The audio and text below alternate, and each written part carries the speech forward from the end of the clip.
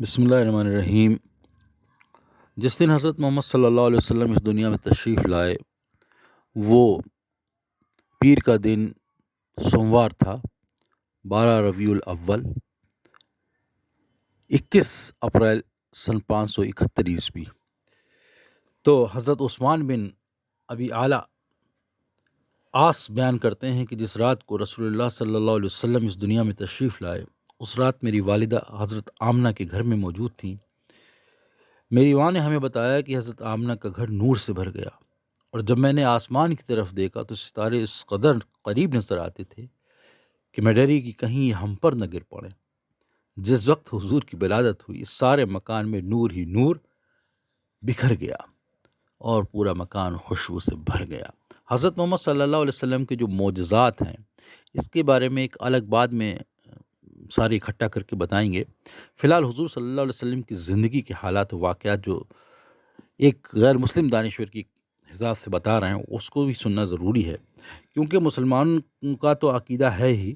لیکن دوسرے حضرت محمد صلی اللہ علیہ وسلم کے بارے میں ریسرچ کر کے کیا لکھتے ہیں ہم کو یہ بھی معلوم ہونا چاہیے۔ تو جیسا کہ انجیل میں ہے، یوحنا نے لکھا ہے کہ اور ہم جانتے ہیں کہ اس وقت 4 مختلف انجیلیں موجود ہیں۔ حضرت عیسیٰ علیہ السلام نے فرمایا کہ اگر تم مجھ سے محبت کرتے ہو تو میرے پیغام کو اپنے ذہن میں محفوظ رکھو، اور میں بھی خدا کی بارگاہ میں تمہارے لیے دعائے خیر کروں گا، اور وہ یعنی اللہ میرے بعد تمہارے لیے ایک فارغ قلید بھیجے گا، اور میں تمہیں یتیم نہ ہونے دوں گا، یعنی تمہیں بے سرپرست نہیں چھوڑوں گا۔ فارغ قلید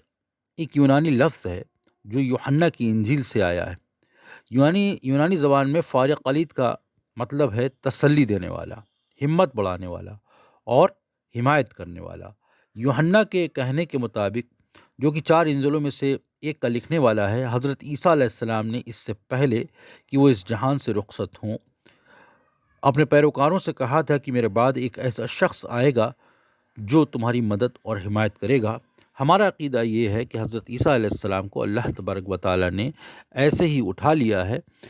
اور قیامت کے نزدیک آپ دوبارہ تشریف لائیں گے اور سیریا کی جامع مسجد پر آئیں گے اور وہاں پر سے صلیب کو توڑ دیں گے، اور تمام ان کے ماننے والے اسلام میں داخل ہو جائیں گے، اور اس طریقے سے مسلمانوں کی حکومت پھر نئے سری سے آ جائے گی۔ عیسائی کہتے ہیں کہ حضرت مسیح علیہ السلام کا مقصد نظر یہ تھا کہ وہ شخص فارغ قلید امت عیسیٰ اور خدا کے درمیان رابطہ برقرار رکھے گا کہ عیسائی قوم بے یار و مددگار نہ رہ جائے۔ اس کے علاوہ عیسائیوں کا کہنا ہے کہ حضرت عیسیٰ علیہ السلام کی وفات کے 50 دن بعد فارغ قلید جو وہی روح القدس ہے ظاہر ہوا، اور اس وقت سے اب تک خدا اور عیسائیوں کے درمیان وابستہ ہے۔ مسلمان کہتے ہیں کہ عیسائیوں نے حضرت عیسیٰ علیہ السلام کے کلام میں رد و بدل کر لیا، کیونکہ حضرت مسیح نے کہا تھا کہ میرے بعد پریکلیٹس آئے گا۔